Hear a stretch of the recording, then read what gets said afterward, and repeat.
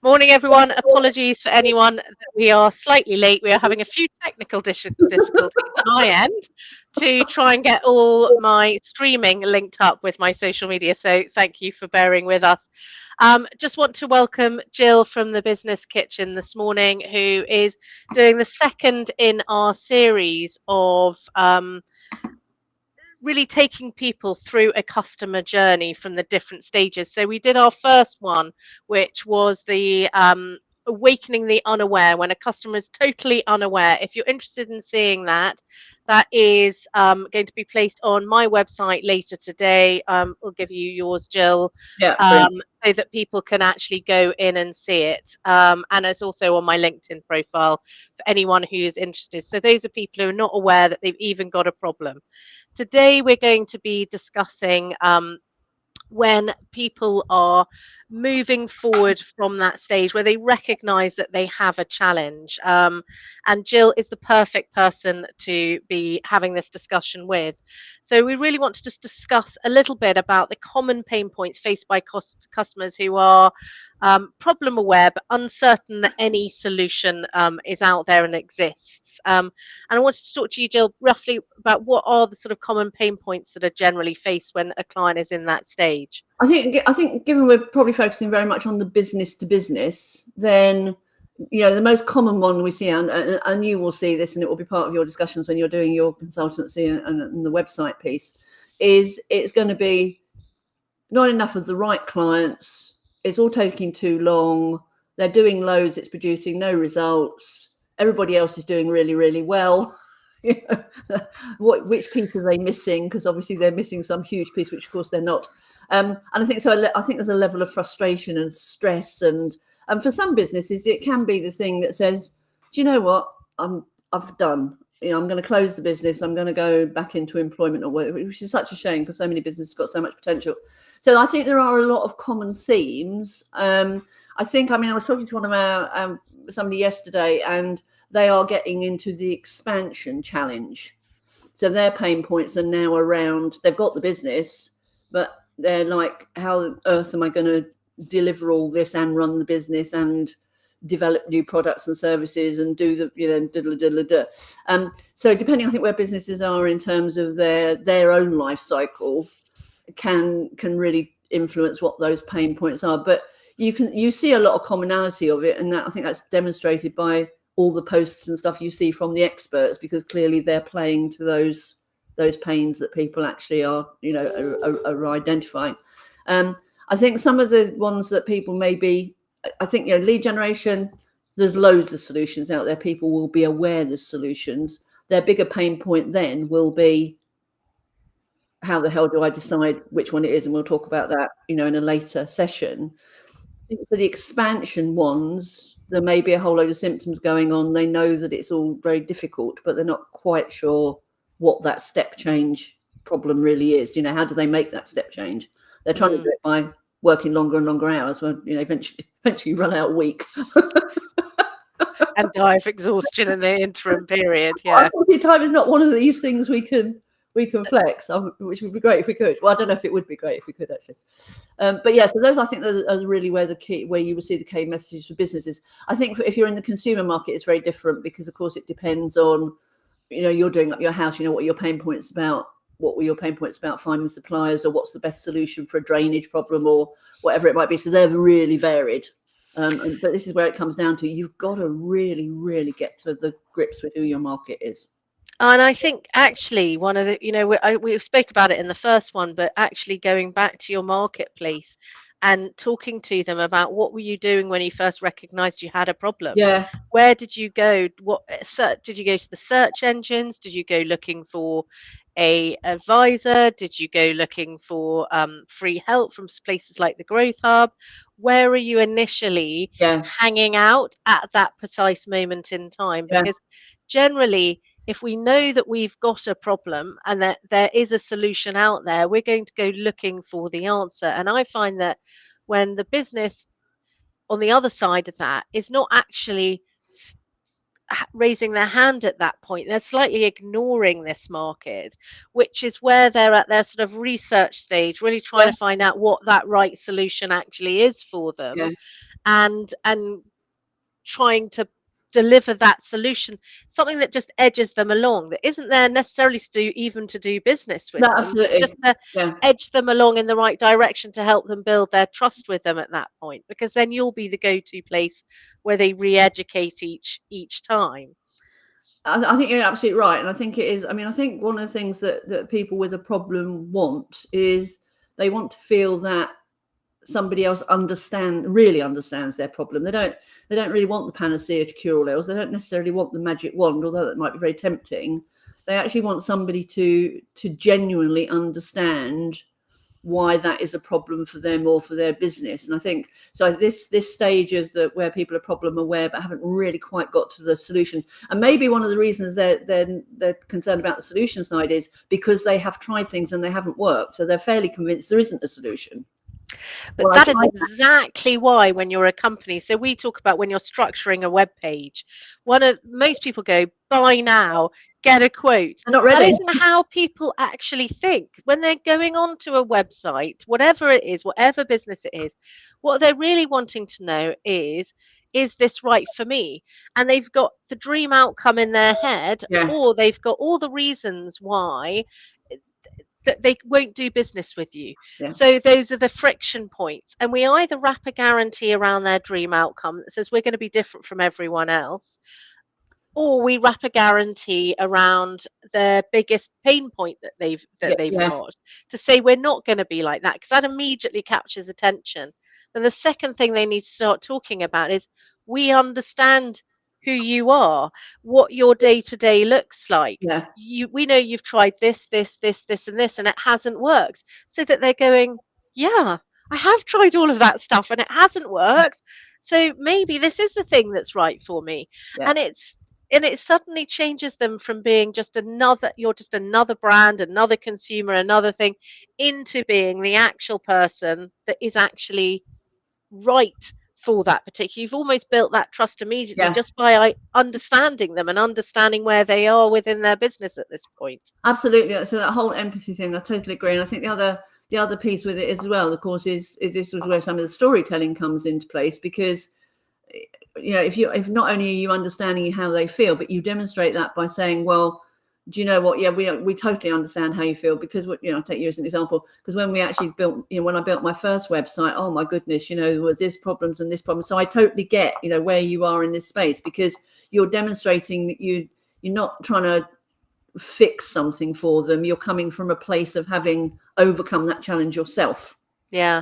And you think about, in the sports world, this is what good coaches are about. There, a lot of the, if you think about tennis particularly, a lot of the coaches are ex-players, so they get it. They understand what the player's going through and why it's hard and it's difficult and all. And that builds a much better rapport, and it's going to give you a much better result at the end. And they also then don't expect this magic bullet. Yeah. And it doesn't feel sort of snake oily or overly salesy. Like, there's a lot of snake oil around. Yeah, there is. And actually knowing that you're sort of building that trust up front. So when you're actually saying to someone, look, this isn't going to be a quick fix. It's going to take a bit of time to get this right. Yeah. But we will work with you until you get it. Yeah. Until you get it right. And I'm going to back myself. You're going to very likely win that business because you've actually identified with them the areas of the challenge. You know how to solve them. And ultimately, that client actually just wants that problem solved. Yeah. They know they've got one. So they know they need to get it sorted. Yeah. So part of the messaging in here, as well as building the empathy and the rapport and the trust and everything, is, and you've got to be quite careful how you use this, I think, which again is why you really need to understand who your potential clients are. Is you maybe want to stress what the uncomfortable consequences of that problem are likely to be if it's left longer and longer and longer and longer. I love that. You want to get that, because we know that scarcity, one of the principles of influencing is actually the only one that actually engenders action straight away. So we see it all over offers that last 12 hours and all the rest of it. But if somebody's got a problem and it's been brewing for a while, there's what's the consequence of that being while that problem's been in play. So if it was a sales team, for example, that aren't converting, and that's been going on for 2 years, how much does that cost the business? A lot. If it continues for another 2 years, so where's the outcome of the pain point, as well as what's the actual pain point, can be Love quite that. a powerful way of messaging. And a simple thing like a calculator on a website, like calculate how big this loss could be to you, put in your numbers now see them in 5 years, in 10 years, would actually show the value to of what your business was trying to help them with. So I think that's a great, love that. Trying to get that urgency in the pain space without selling them anything. And we talked about this last time. This is also where the education continues. Yes. Yeah. So we can be a bit more specific about the consequences, about the possible outcomes if people change things. We're still not offering them a particular solution. We haven't got that far yet, but we are, again, it's creating that credibility that, God, Henny really understands what she's doing in this space. And I think it's exactly that, because there's only 3% of the market that are ready to buy. So if you're only concentrating on the 3% with all your other competitors out there, you're ignoring 97% who are in that consideration stage. And each step of that consideration stage is education. And if they're coming back to you for that education and you're turning up in the right places to educate them, I know that probably I'll have 5 or 6 times that I will talk to a client before they actually start doing business with me, to build that level of trust that I know what I say I know and I can deliver it. And people need that time to be able to consider. I don't try and sell to them on those calls, and I'm sure you're the same. In the fact that you will just say, look, this is a problem. They'll keep coming back and go, well, what about this then? And you can educate them again. And I'm quite happy for people to go off and try some of the stuff that I'm telling them. Not only will it highlight the fact that then you need a professional in there and your business at that time, but it also builds a bit of trust, because they'll go away, they'll get a small result from what you say, they'll implement it, maybe not as well as you might have done, but they'll still see that level of result, and that builds a bit more trust. So they'll come back to you again and ask you the next question, and it, sort of by the time I've got to sort of 5 or 6 times, I let I can actually help you with this. Why don't I come in and just get this done for you? And at that point they're like, do you know what? Just come and do it. And so it is that sort of slow build up, and it isn't about selling to them at this stage. I would say it's just about helping them and being genuinely interested in it. Some of that is helping them overcome the fear that's in there as well, because particularly if they've got a problem, they've tried to solve it previously, they did think there were solutions out there, none of them worked. Their biggest fear is, and it will have taken time if it didn't take money, one of their biggest fears will be, God, what if I get it wrong again? What if I make the wrong decision again? I've failed, because they'll be thinking failure rather than learning. We need to change our mindset around failure. They're going to be in that very sort of, oh God, I've got this problem, I don't know what to do about it. They'll be in that stress place. I always say fear a lot of it. I always say that people will say in their head, they're saying no. Yes. And so what we have to do, and I always go, when you're browsing the next website or you're looking for your next solution, I really want you to concentrate about how you are thinking about that decision that you're making. Because if you're really honest with yourself, you're going in there going, it's probably not you, but I'm just looking. And everyone who's coming to your site and looking at you is doing exactly the same. So we have to actually stack up all the reasons why someone will say no to you. And we need to address those no's, because ultimately we're putting friction points all over our website, all over our marketing material. We need to make it really accessible. And I always say, what can we give away that's a no-brainer for someone to take? What will add value to someone at this point where you're asking for nothing in return, because that's their first starting point on that journey. Then you can lead them down a sales funnel, you can lead them down millions of different things, but what is it? Because everyone's going to give a free quote. There's no such thing as a free quote. You'd expect a free quote. Otherwise how do that person do business with you? I know it's one of those things you think when you stand back from it, you think, yeah, that makes no sense. but I say it all the time. I'm like, that's not a thing. That's Yeah, not like yeah, that's not a small thing that you can give away. yeah. What is it to this person at this point when they're in this pain point that they've got? They're suddenly problem aware. Yeah. What can we give them? And and often we've got this material sitting in our back Well, offices I in mean, yeah, places. so many acres of diamonds. Yeah, absolutely. And I think, I mean, one of the things that I think is really important to think about as well is when we do the free report. I mean, we've got one free download on our website. It doesn't even ask for your email address. It's just literally a completely free. You're not going to get bombarded. You don't get added to the email list or anything else. It's just a complete giveaway on time management. Yeah. I think we need to think about with people in this place, as you're saying about the not selling, is how quickly once they download something, do we start getting them into a selling campaign, or how long do we continue sharing content with them? So there's an idea that says you send, your first 7 emails after somebody downloads are content. They're not even got a call to action in them. They might have something in your signature, but it's not in their face, because the danger is they download the free, you start selling, they're gone. I didn't know about that bit of research, but I would absolutely agree with that, because I always go, try and take yourself out and be your customer, Yeah, and actually see how you would feel how if would you you react? were Yeah, going, and actually what's next, what's their next thought process, and if you don't know what it is, get them in a room and ask ask them, them. Yeah, because actually they're going to give you back exactly what you need, and then everyone else that you approach, and they want you to solve their problem, yeah, need that solution. If you're saying, come in, there's no sales, I just really want to understand what the problem is, if these types of solutions would help your business, they actually need someone to be out there finding the right price point, finding the right solution. They're weighing up different options here, like, how much is this going to cost, how much time and effort am I going to put in, is it going to get me to where I want to do it, and how long is it going to take me? yeah. And those are the 4 things that they're trying to think in their head, and these are the bits And we will need it to get over. work?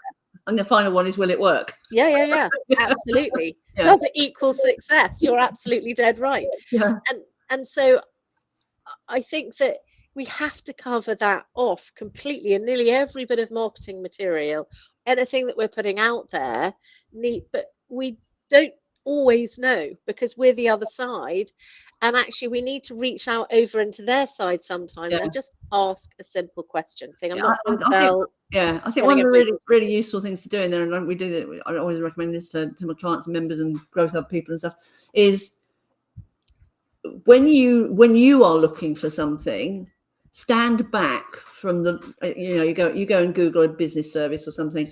Stand back from your process and say, okay, fine. So I Googled this.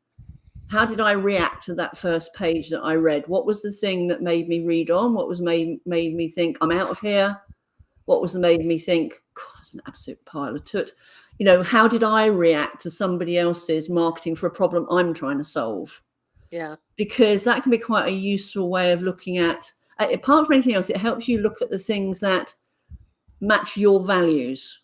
You might be able to see how it works, but you might not like it. And therefore, it's not something you would probably want to do when you're promoting your own business, even if it does work. Do you know what I mean? Because there's got to be that integrity between how we're taking people on the journey versus just outcome driven, because I otherwise it would sit very uncomfortably. Yeah, I absolutely agree, but I find it very interesting. So time and time again, especially in my area of work, you'll see these slightly snake oilsy pitches that are going on, and how many people actually fall for them. They are buying into these huge Yeah, packages yeah. time and time again. And actually looking at those, you'd be like, well, that's not that's got no integrity to it, but people are buying it. So equally, on the flip side of that, you want to take essences of what Yes. they're doing, Yeah. but make them feel more genuine, Yes. because because they often show no effort and no time and sacrifice, and it's going to cost you very little, but you're going to get the world.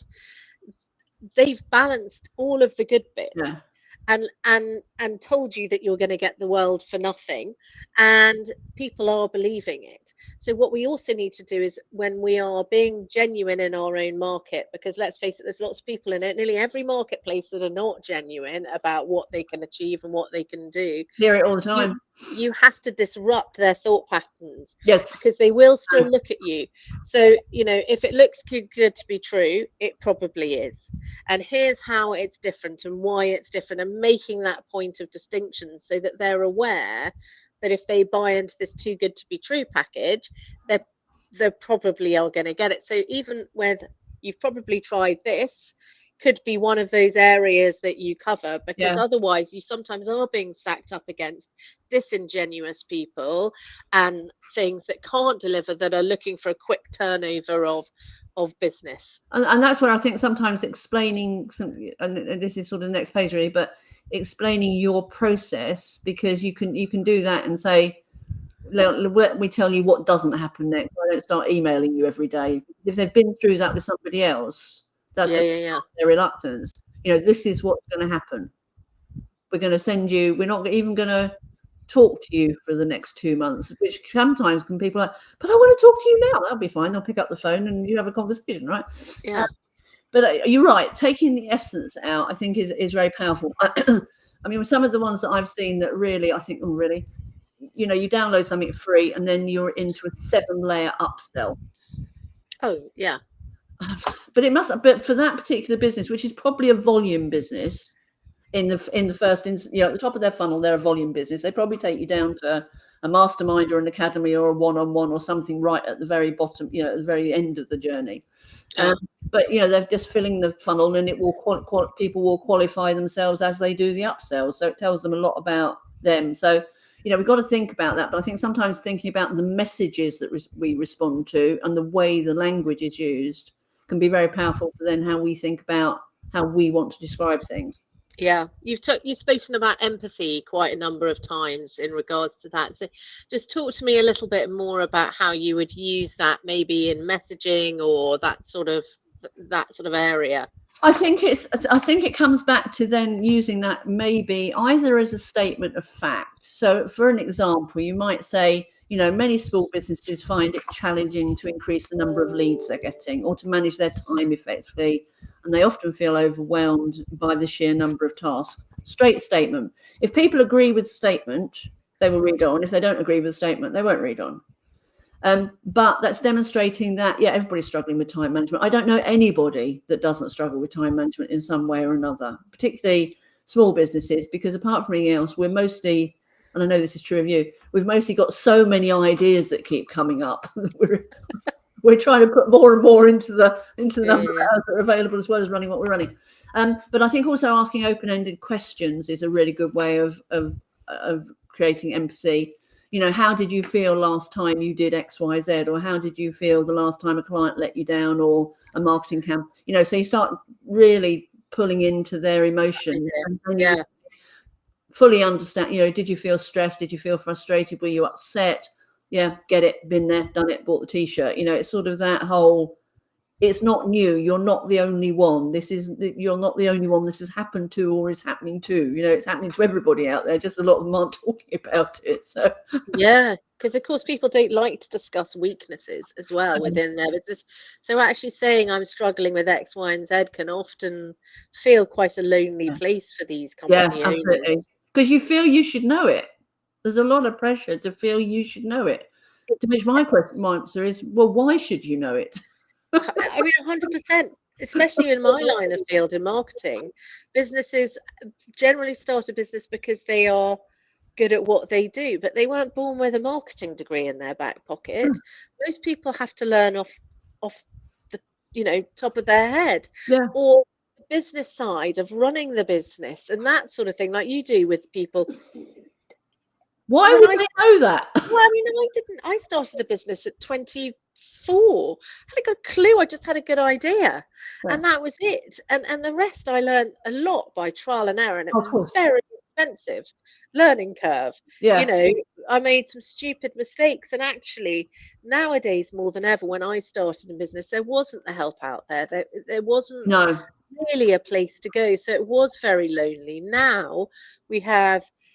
The internet is so accessible. There's social media. There's there's a growth hub, there's lots of consultancy businesses, there's lots of businesses like yours that are out there to Yeah, really help people. Yeah. businesses move to the next level. And that just wasn't around when I was there. But then to admit to people that actually you're struggling in this area, or this is a problem, is also still quite a lonely place. So people are looking online, they are looking in places privately and quietly to not make sing song and dance out of it. And they sometimes think they are the only person who Absolutely. is Well, there was in a fascinating post from somebody I'm connected to on LinkedIn the other day. Who's been in business quite a while now, which was actually all about delegation. But the person started it by saying when she started her business, she was told she had to be able to do everything. I just went back and said, why would anybody say that? Because you can't. You physically can't do it in the time. But how can you're not going to even be a jack of all trades. I'm not sure what's down from a jack of all trades, but you're going to be master of very few. 100%. It's a crazy concept that you're going to do all of it yourself. I mean, Well, also, what you get saturated, so your business can only expand to a certain point before you've run out of time absolutely, to do anything. yeah. So Some of the empathy stuff, you're thinking about headlines. I think I'm trying to think which of the guys it is. There's a saying that 75% of the buying is done in the headline. Yeah, people make their buying decision by the headline. So of course, the website has a lot of headlines on it. So one of the things to think about in there from an empathy point of view is how do you identify your target audience in the head above the headline? And the classic headline, which doesn't really work B2B, well, it might do, I suppose, is a question that just says back pain ? Because if you've got back pain, you'll read on. If you haven't, you're not target market. Really straightforward bit of qualification. Yeah, brilliant. And so you can use open questions for your target market that really help them identify themselves having that problem. Yeah.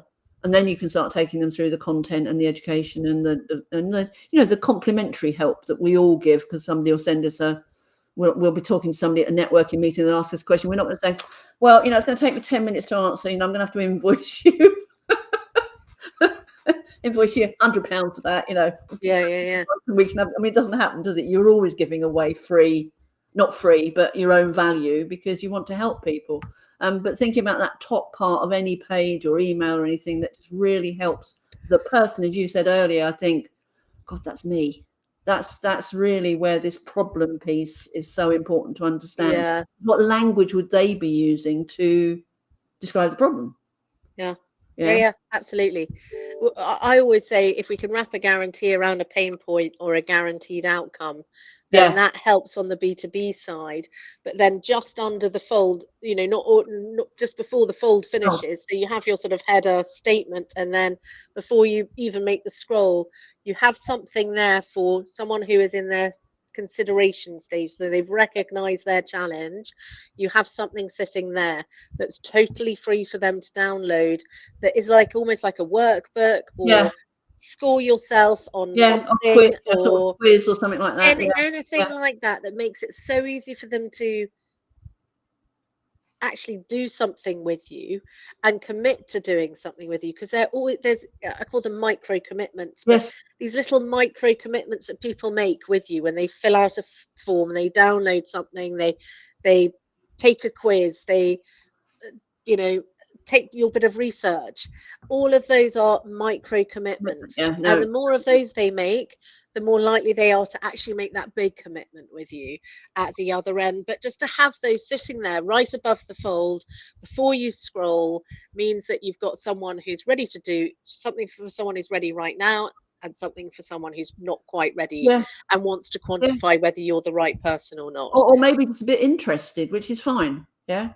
It's that thing of every piece of copy, the idea of the headline is to get people to read the subhead. The idea of the subhead is to get them to read the first paragraph. The idea of the first paragraph is to get them to read the second paragraph, and as you say, above the fold, maybe to then take an action, and a very simple, pretty no-brainer type action. And then and then you go from there. But it is so important that you've got this, and I know that you do this, you've got to have this mapped out. You've got to know what every single piece is trying to do, and therefore what needs to happen next. And one of the biggest issues that I see from a web perspective and from a marketing perspective is actually when you're talking to a prospect or a client, whether they're coming to us for consultancy or whether they're coming to us for building a website, they're like, well, we've got our copy, we've done everything. And you're like, wait a minute, let's just take a look at it.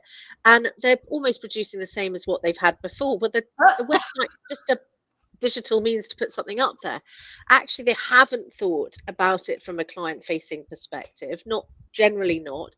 And all the amazing stuff that they're doing offline is never being reflected online. Yeah. There's no continuity between the two. And yet, when I speak to these businesses, they're helping people day in, day out. Yeah. They're producing probably the same bit of email 1,000 times, which could be a booklet that they could give away. Yeah. The stuff that's in there within their businesses that they're doing intrinsically and they're not even aware that they're doing it, that's actually getting them to win the business. And if they spoke to their customer base who chose them in the first place, go, why did you choose me? They might be surprised about the reasons that they're being given. Yeah. And actually, then why is that not reflected across their website? Why is that not in their marketing material? Why is that not out there on social media for those people that are in that decision-making stage? So I would always go, look, you at one point were recognizing the challenge. What made you come to us? What made you choose us? What can we use at this point to encourage more people to? I mean, when we work through the SWOT, one of the things we say in the SWOT is to ask you to get what your customers think your strengths and weaknesses are, because you get a completely. And we did this with one of the members when we were running stuff in person pre-COVID, and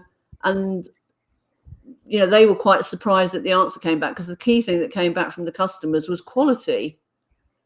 And they were very high quality, but they sort of took for granted that sort of was obvious. But they weren't shouting about it. But actually, that's what the customers loved. It's like, oh, okay. Oh, that's interesting. We hadn't thought about that one. It's always, I always find it fascinating when my clients are referring me to someone else and how they've described me to people. I'm like, really?